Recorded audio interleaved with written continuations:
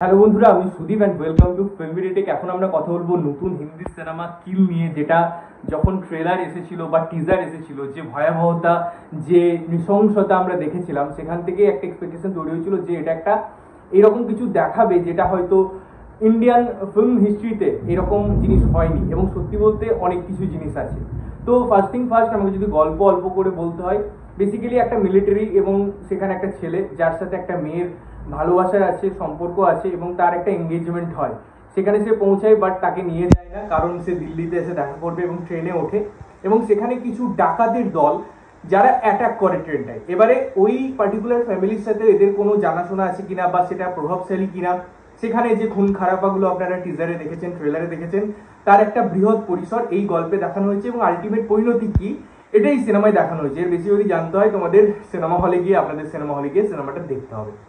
সিনেমাটা আমার কেমন লাগলো, এবারে দেখুন, বিভিন্ন মতামত আসতে পারে সিনেমাটি নিয়ে। প্রথমত, এমন একটা সিনেমা যেখানে স্টোরিটা যে খুব বেশি করে ডেভেলপ করা হয়েছে বা একটা হিউজ আনকমন স্টোরি, সেটা না। এই গল্পটা বা সিনেমাটা হচ্ছে প্রেজেন্টেশনের উপর ভিত্তি করে, অর্থাৎ এই যে আমরা একটা ডাকাতের দল, তাদের উপর রিভেঞ্জ, তাদের উপর অ্যাটাক, তার পিছনে রিজন কি, এবং সেটার যে প্রসেসটা আছে, এই যে কেন মারছে, কিভাবে মারছে, এটা হচ্ছে এই সিনেমার মূল ইউএসপি। এবং এখানে এই সিনেমাটা যতজন আমরা থিয়েটারে ছিলাম, যে অ্যাম্বিয়েন্সটি ক্রিয়েট হচ্ছিল, প্রত্যেকে জাস্ট লিটারেলি হাততালি দিচ্ছিল, চেঁচাচ্ছিল, বিকজ তারা এমন ভাবে জিনিসটাকে ক্রিয়েট করে, এই যে ডাকাতের দল, তাদের উপর রিভেঞ্জটা খুব জাস্টিফাইড বলে মনে হয়, তাদের উপর নৃশংসতা খুব জাস্টিফাইড বলে মনে হয়।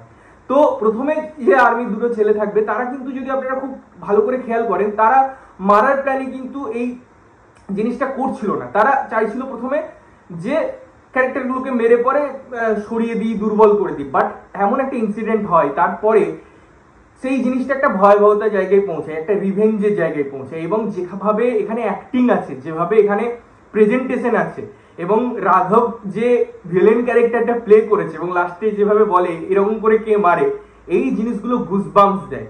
ইনফ্যাক্ট এমন একটা সময় আসবে, একটা ফ্যামিলির একটা ছেলেকে মেরে দেবে একটা এদের দলের একজন, এবং তারপরে ওই ফ্যামিলির যেভাবে ইনভলভমেন্ট করা হয়েছে এই সিনেমাটাই, সেটা আমার জন্য খুব টুইস্ট এবং খুব জাস্টিফাইড, খুব সার্কেল কমপ্লিট করার মতো একটা সিন বলে মনে হয়েছে।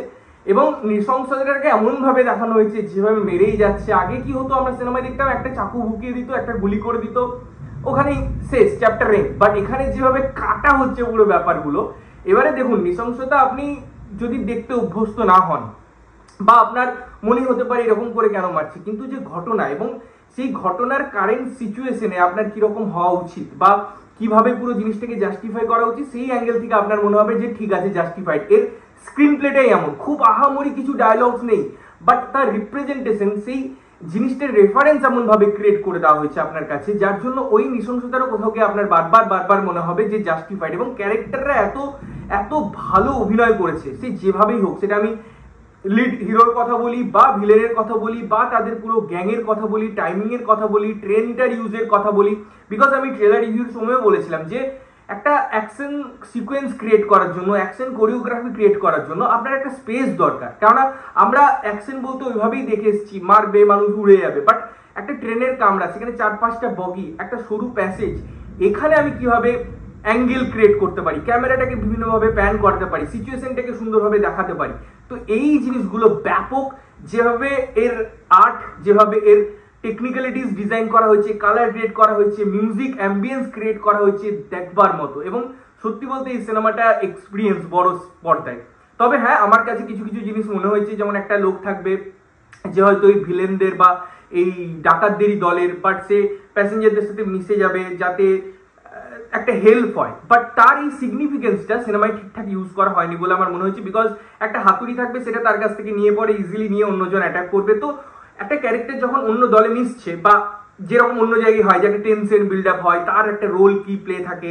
ইভেন পুরো সিনেমাটাই আপনারা যদি খুব ভালো করে খেয়াল করেন, এই টেনশন বিল্ড আপটা খুব একটা ওয়ার্ক করে না। এটা অবশ্যই আমার পার্সোনাল ওপিনিয়ন, আপনার ক্ষেত্রে হতেও পারে। শুধুমাত্র এই পুরো জার্নিটাই আছে। তাছাড়া কিন্তু এই সিনেমাটা অবশ্যই একটা দারুণ সিনেমা। এবং একটা ঘটনা যদি কাউকে মেরে দেওয়া হয়, আমরা অনেক সময় দেখি যে একটা হ্যাপি এন্ডিং ক্রিয়েট করার জন্য তাকে হয়তো কোনোভাবে ফিরিয়ে নিয়ে আসা হয়, তাকে হয়তো দেখানো হয় যে জলে পড়ে গেছে, বেঁচে গেছে, কেউ বাঁচিয়ে নিয়েছে। বাট এই ফর্মুলায় মেকার্সে যায়নি, এটা পুরোটা একদম in and out straight cut message দিতে চেয়েছে যে হ্যাঁ নৃশংসতা তো নৃশংসতা, এর বাইরে আমরা কিছু ভাববো না, আমাদের কিছু ক্লিয়ারিফাই করার নেই, আমাদের কিছু জাস্টিফাই করার নেই, পুরোটা আমরা একটা অ্যাঙ্গেলে দেখাবো। এই জিনিসটা আমার খুব ভালো লেগেছে যে সবকিছুর একদম এন্ডটা হ্যাপি এন্ডিং রাখতে হবে, সবকিছুর একটা ক্লোজার দিতে হবে এমন ভাবে যে আপনাকে কিছু জিনিস স্যাটিসফাই করার জন্য করছি। তো এই স্টেট কাট অ্যাপ্রোচটাও আমার বেশ ভালো লেগেছে। তো আমি বলবো অবশ্যই যান, হলে গিয়ে দেখুন সিনেমাটা এবং সিনেমাটা এক্সপিরিয়েন্স করুন। আপনারা যদি অলরেডি দেখে নিয়েছেন কেমন লেগেছে জানাবেন, না দেখে থাকলে গিয়ে দেখুন। ততক্ষণের জন্য ভালো থাকবেন, সুস্থ থাকবেন এবং সবসময় ভালো জিনিস দেখবেন। চ্যানেল যদি প্রথমবার দেখছেন লাইক কমেন্ট শেয়ার করতে হবে, সাবস্ক্রাইব করতে হবে যাতে প্রত্যেকটা নোটিফিকেশন আপনাদের কাছে পৌঁছায়। দেখা হচ্ছে অন্য কোনো ভিডিওতে, ততক্ষণের জন্য টাটা।